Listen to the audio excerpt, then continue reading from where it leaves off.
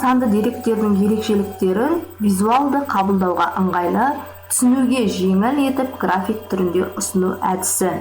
Excel программасына диаграммалардың көптеген түрлері бар. Оларды көру үшін ставка бөліміне барып, диаграмма бөлімшесінен көре аламыз.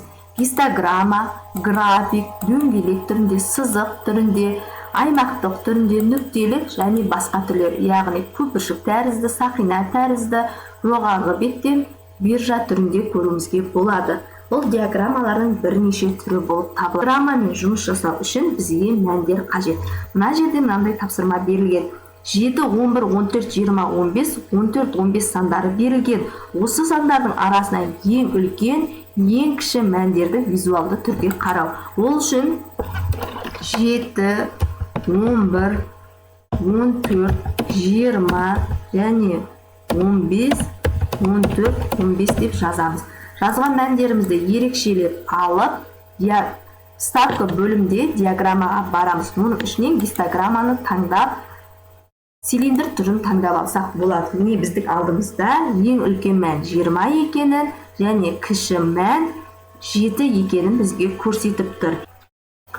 Осы құрылған диаграммаға атау беру үшін макет бөліміндегі название диаграммы батырмасын басамын. Бұл жерде, яғни орта бөліктен, яғни диаграмманың атын жазу бөлімін таңдап жатырмын.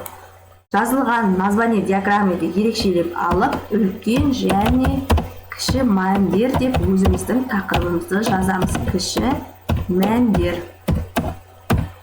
Тақырыбын жазып болғаннан кейін диаграмманың сәл көлемін кішіреткіміз келсе, диаграмманы бір рет шертемізде сәл көлемін кішірейтіп қоямыз.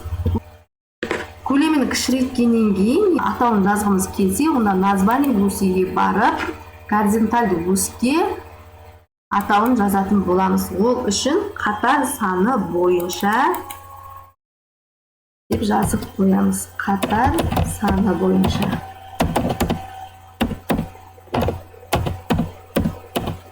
Ал вертикалды жазу үшін вертикалды осьті таңдайтын боламыз. Ол жерге мәндер бойынша. Мәндер бойынша. Шықты. Орналастыру арқылы өзгерістер енгізе береміз. Және жоғарғы бетіне данныйлар толтырғымыз келсе, подписки данныйға барып, показать дейін бассақ, осылай көрінетін болады.